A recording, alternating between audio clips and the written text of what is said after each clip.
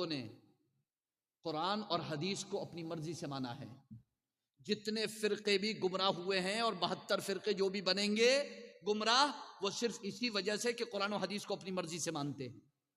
قرآن کی ایک آیت تو انہیں یاد رہتی ہے جس میں یہ ہے کہ غیب کا علم صرف اللہ کے پاس ہے، اللہ کو ہے، اللہ کے سوا کوئی غیب نہیں جانتا. یہ آیت تو انہیں یاد رہتی ہے، مگر قرآن کی وہ آیت یاد نہیں رہتی جس میں اللہ فرماتا ہے کہ اللہ اپنے پسندیدہ اور چنیدہ رسولوں کو غیب پر مطلع فرماتا ہے.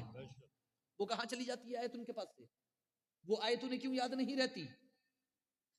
انہیں اہل بیت والی تو آیت یاد رہتی ہے،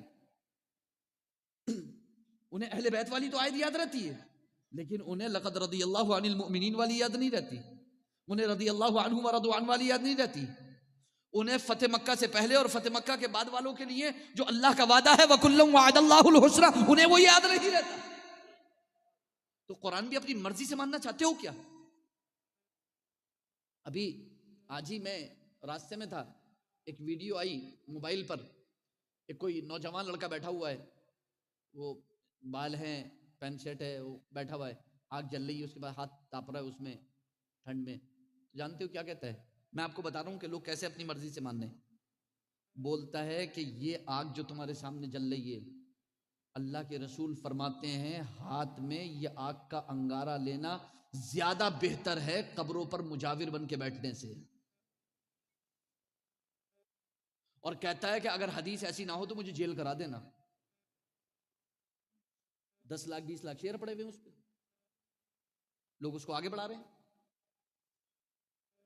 بات کتنی ہے حدیث میں؟ صحیح مسلم کی حدیث ہے، بات کتنی ہے؟ اور مختلف حدیثوں میں اللہ کے رسول فرماتے ہیں قبروں پر کوئی ٹیک نہ لگائے، قبروں پر کوئی چلے نہیں، اور قبروں پر کوئی چڑھے نہیں، بیٹھے نہیں.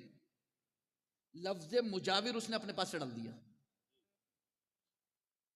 لفظ سجادہ اس نے اپنے پاس سے ڈال دیا، اور حدیث کا مفہوم بس یہی بنا دیا کہ گویا یہ حدیث حضور نے بتائی ہی سجادوں کے لیے ہے. میں پہلے تو تم سے یہ پوچھنا چاہتا ہوں کہ اس زمانے میں کون سے مزار تھے جس پہ سجادہ بیٹھا کرتے تھے؟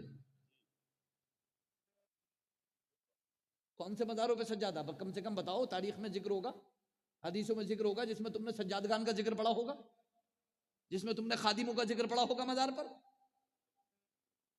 جبھی تو تمہارے ذہن میں یہ مفہوم آیا ہوگا. تو بے شک قبروں پر بیٹھنے سے اللہ کے رسول نے منع فرمایا، حدیث صحیح ہے.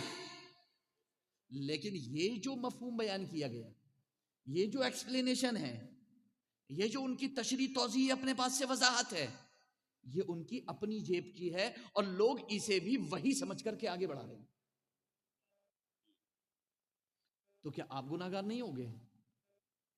اسی لیے تو کہا جا رہا ہے کہ یوٹیوبرز کو اپنا پیشوا اور امام مت بناؤ، عالموں کو بناؤ، اہل سنت کو بناؤ، کیونکہ قرآن نے کہا ہے فَاسْأَلُوا أَهْلَ الذِّكْرِ إِن كُنتُمْ لَا تَعْلَمُونَ، اگر نہیں جانتے ہو تو عالموں سے پوچھو.